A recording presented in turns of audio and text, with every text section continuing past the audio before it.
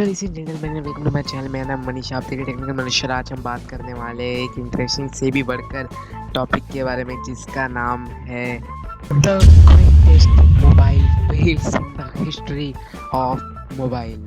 इसमें हमने इस दुनिया के सबसे ज़्यादा घिसे पीटे बर्बाद मोबाइल्स को लिया है और इसके अंदर ऐसे भी मोबाइल्स हैं जो काफ़ी बड़े बड़े कंपनी के थे और उन्हीं मोबाइल्स ने उन कंपनी को अपने साथ में डुबा दिया।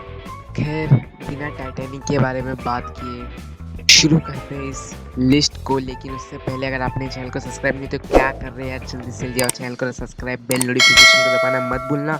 अगर आपका कोई प्रश्न सुझाव तो कमेंट में कर सकते हैं, मैं उसका रिप्लाई ज़रूर दूंगा। तो स्टार्ट करते हैं हमारे मोबाइल नंबर 1 से। तो इस मोबाइल का नाम है ब्लैकबेरी स्टॉर्म। इस मोबाइल के आते आते लोगों को तो लग रहा था कि वाह भाई, ब्लैकबेरी एक नए मोबाइल के साथ में आ रही है, बवंडर और तूफान ला देगी। इस बवंडर और तूफान ने ब्लैकबेरी को ही डुबा दिया कि ये मोबाइल ही इतना ज़्यादा बेकार था। ब्लैकबेरी तो आपको याद ही होगा, एक समय पर एक ऐसी मोबाइल कंपनी थी जिसे लोग देख कर कहते थे ओह ये क्या है, अरे वाह क्या मोबाइल है यार। बिल्कुल हम कह सकते हैं उस ज़माने का हमारा सस्ता आईफोन हुआ करता था ये मोबाइल। लेकिन इस मोबाइल ने लिटरली हक दिया। उन्होंने मोबाइल लाया था ब्लैकबेरी स्टॉर्म।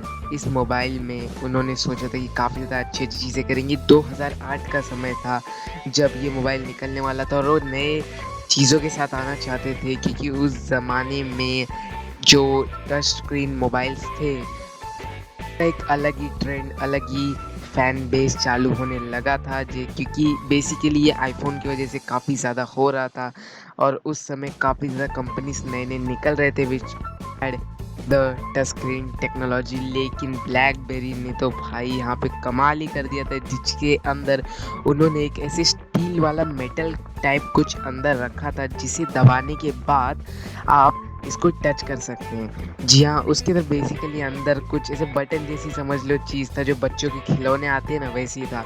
अंदर एक मेटल टाइप चीज़ थी जिसकी वजह से आपको ना स्क्रीन को एकदम दबोचना पड़ता था, लिटरली दबोचना पड़ता था उसे। ये इतना ज़्यादा टट्टी मोबाइल था कि इसके अंदर आप 2 उंगली से इसको टच भी नहीं कर सकते थे लिटरली। तो इसका यूज़ ही क्या था। और जैसा कि आपको पता ही है कि तभी बटन ये मोबाइल में कुछ कुछ, मतलब इसका मतलब ये थोड़ी कि तुम इतने सारे बटन दे ही दो लेकिन स्क्रीन जो टच स्क्रीन दिख रहा है उसमें भी आप बटन नहीं लगा दो। लिटरली मतलब बटन से ज़्यादा इसे दबाना पड़ता था। The whole screen. So if you can hear that, but it actually clicks. आधे से ज़्यादा टाइम मोबाइल रिस्पॉन्ड ही नहीं करता था। इस मोबाइल ने तो भाई ब्लैकबेरी को आजा भोज से गंगू तेली बना दिया था उस समय पर। और अगर हम बात करें इसके अंदर की क्या हुआ था मेन चीज़ जिसकी वजह से कंपनी के पैसे भी डूब गए, तो भाई जो 1 मिलियन मोबाइल सोल्ड हुए थे, लिटरली लोगों ने उसे उसी साल 2008 में रिटर्न करना शुरू कर दिया था। बोला था कि चाहिए ही नहीं हमें ये मोबाइल। ज़्यादा हेटर्स बढ़ गए कि उसके बाद ब्लैकबेरी तो भाई उठ ही नहीं पाई। तो चलते हमारे मोबाइल नंबर 2 की तरफ। ये आता है अमेज़ॉन की तरफ से। भाई अमेज़ॉन क्या क्या नहीं निकालती, मतलब कच्चे से लेकर बंडी से लेकर पंखे हो गए, या तो उनका खुद का टॉर्च हो गया, उनका खुद का चम्मच वम्मच, भाई सब कुछ रिलीज़ कर दिया है अमेज़ॉन ने। उन्होंने अपना एक खुद का रॉकेट तक लॉन्च कर दिया। तो हम क्या कह सकते हैं अमेज़ॉन को। तो एक समय आया जब अमेज़ॉन लिटरली डूब सी गई थी। ये था तब का समय जब उन्होंने रिलीज़ किया था अमेज़ॉन फायर फ़ोन।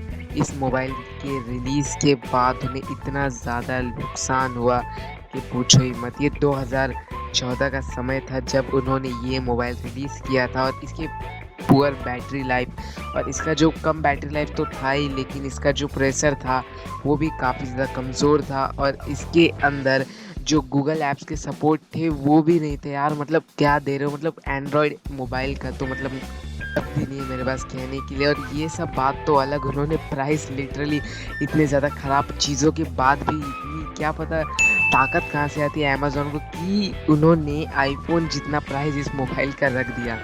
मतलब लिटरली क्या सबके सब गधे जो इस मोबाइल को लेंगे और इस मोबाइल के बनने के बाद लिटरली किसी ने खरीदा ही नहीं। और इस मोबाइल का जो नाम खराब हुआ तभी कि पूछो ही मत। उनको 100 $70 मिलियन का नुकसान उठाना पड़ा इस मोबाइल के बनने के बाद। जी हाँ, इतना ज़्यादा नुकसान हो गया। और बनाओ कच्चे पंखे, यही होगा ना फिर। तो चलते हमारे मोबाइल नंबर 3 की तरफ, जिसका नाम है सैमसंग गैलेक्सी नोट 7। तो जैसा कि आपको पता ही होगा कि हम दिवाली में काफ़ी ज़्यादा पटाखे फोड़ते हैं, और हमें बेसिकली पटाखे काफ़ी ज़्यादा पसंद होते हैं इंडियंस को। दिवाली हो, गाना हो, नाचना हो, पार्टी हो, पटाखे फोड़ कर पोल्यूशन करना, ये हमारा जन्म सिद्ध अधिकार है। भाई ये सब मुर्गा छाप पटाखे वो सबको छोड़कर सैमसंग चाहती थी कि हम एक ऐसा मोबाइल बनाएं जो बेसिकली पटाखों का काम करे, और के बाद मुर्गा छाप पटाखे बिकना बंद हो जाए। खैर, इन सब बातों से उलट जो सैमसंग गैलेक्सी नोट 7 का जो मोबाइल था वो इतना ज़्यादा ख़राब था कि पूछो ही मत। बेसिकली जब लोग इसे फ्लाइट पर चढ़ते थे, घर में रहते थे, ऑफिस में, कई सारे वीडियोस में हमने देखा था कि मोबाइल में कुछ टेक्निकल डिफॉल्ट्स की वजह से इसकी जो बैटरी और कुछ कनेक्शन में इश्यूज हो जाते थे, उसकी वजह से मोबाइल एकदम मस्त बॉम्ब की तरह फूटता था, और इसे लोगों को लेकिन बिल्कुल आनंद नहीं होता था। लिटरली फ्लाइट में, ट्रेन में, सब जगह इस मोबाइल को बैन कर दिया गया था। ऐसे पोस्टर लगाकर वहाँ पर रखते थे कि यहाँ पर सैमसंग गैलेक्सी नोट 7 अलाउड नहीं है। इतना ज़्यादा बदनाम हो गया था ये फ़ोन, क्योंकि इसकी वजह से दूसरों को भी काफ़ी ज़्यादा अफेक्ट होता, दूसरे की लाइफ भी काफ़ी ज़्यादा खतरे में थी। लेकिन इसे बाद में रिस्टोर करके सैमसंग ने फिक्स करने की कोशिश तो की, बट मैं कहूँगा कि काफ़ी ज़्यादा नाम गिर गया था, और आज भी काफ़ी ज़्यादा बैटरी वाले इश्यूज़ होते हैं सैमसंग के मोबाइल्स में, जिससे सैमसंग को काफ़ी ज़्यादा ध्यान देना चाहिए। क्योंकि मुझे तो लगता है सैमसंग के जो वर्कर्स हैं वो ये ज़रूर करते हैं दिन में। गांजा गांजा।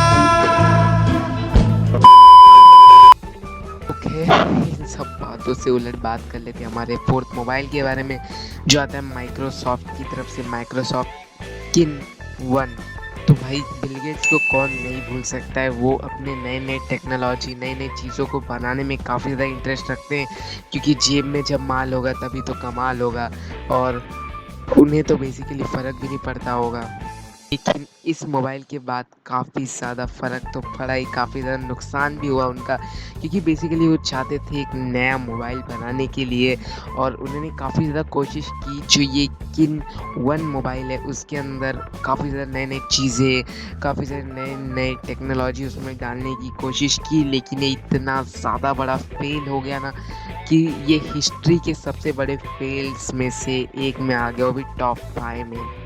इस मोबाइल में बेसिकली आपको जो सोशल मीडिया वाली थिंग्स थी, जो उस ज़माने में थोड़ी थोड़ी बढ़ रही थी, इतनी ज़्यादा फेमस तो नहीं थी, पर उन्होंने दिया, और उन्होंने सोचा कि लोगों को ये काफ़ी ज़्यादा पसंद आएगी। लेकिन जो सबसे बड़ा ड्रॉबैक तो यही था कि इसके अंदर आपको ऐप स्टोर मिलता ही नहीं था, और इसके ना आप ऐप्स इंस्टॉल नहीं कर सकते थे। लिटरली रेस्ट्रिक्टेड थे, आप ऐप्स में इंस्टॉल नहीं कर सकते थे। जो आपको माइक्रोसॉफ्ट ने दिया है वही आप इसे ले सकते। तो मतलब कौन लेगा इस मोबाइल को कि आप इतने छोटे स्क्रीन में, ये मोबाइल बेसिकली लगता भी नहीं था, ऐसे लगता था कि आप बाबा आदम ज़माने के एक पत्थर को लेकर रोड पर घूम रहे हो। लिटरली ये वैसा लगता था। तो खैर, ये काफ़ी बड़ा फेल था माइक्रोसॉफ्ट का। तो चलते हमारे बिगेस्ट फेल की तरफ, जो है आता है शॉकिंगली आईफोन की तरफ से, आईफोन 6 प्लस। तो शायद ये दुनिया को पता नहीं होगा, पर मुझे बताना पड़ रहा है ये सीक्रेट, कि जो फोल्डिंग फ़ोन्स थे उन्हें दुनिया में सबसे पहले किसने बनाया। बताओ कमेंट सेक्शन में, किसने बनाया होगा। अरे यार तुम गलत हो, सैमसंग ने बनाया ही नहीं है फोल्ड फ़ोन, वो सब बेकार है यार। सबसे पहला फोल्ड फ़ोन बनाया था आईफोन 6 प्लस ने। तो खैर ये तो मजाक था, पर ये जो फ़ोन था लिटरली इसके अंदर कुछ स्ट्रक्चरल इश्यूज होने की वजह से ये खुद से बेंड हो जाता था। मतलब आप इसमें हल्का सा भी प्रेशर लगाओ बेंड हो जाता था। आप इसे अपने जेब में रखकर अगर बैठ भी गए, ये मोबाइल लिटरली कुरकुरे की तरह निकलता था, एकदम टेढ़े मेढ़े। और इसके अंदर आईफोन ने खुद बताया कि काफ़ी ज़्यादा स्ट्रक्चरल इश्यूज थे, और कंपनी को इसके अंदर काफ़ी ज़्यादा फॉल हो गया। कंपनीज को काफ़ी ज़्यादा हेट फेस करना पड़ा। काफ़ी ज़्यादा यूज़र्स थे वो काफ़ी ज़्यादा तंग हो गए थे, वो काफ़ी ज़्यादा हेट देने लगे थे कि आप एक मोबाइल ला रहे हो और उस मोबाइल को जेब में रखकर लिटरली आप बैठ भी गए तो कुरकुरे बन के निकलता था। तो इसके अलावा क्या हो सकता है बड़ा फेल एक कंपनी के लिए, और जिसके बाद कंपनी को काफ़ी ज़्यादा नुकसान झेलना पड़ा। प्राइजेस में काफ़ी ज़्यादा फ्लक्चुएशन होने लगी इस मोबाइल की कि कोई ख़रीद ही नहीं रहा था। जब तुम्हें पता है कि एक मोबाइल लिटरली ऐसे बेंड हो जाता है तो कौन लेगा। लेकिन खैर एप्पल की तो हैप्पी एंडिंग हो गई। इसके बाद जो उन्होंने 7 निकाला उसके बाद तो बल्ले बल्ले हो गए लिटरली एप्पल की, और इसके बाद हैप्पी एंडिंग हो गई आईफोन की। लेकिन सब मोबाइल्स की तरह ऐसे नहीं होता। खैर आईफोन तो बल्ले बल्ले आज भी कर रहा है, वो मज़े कर रहा है। खैर ये थे वर्ल्ड के सबसे बड़े फेल्स द मोबाइल इंडस्ट्री। अगर ये वीडियो आपको पसंद आया होगा तो वीडियो को लाइक, चैनल करना सब्सक्राइब, बेल नोटिफिकेशन दबाना मत भूलना।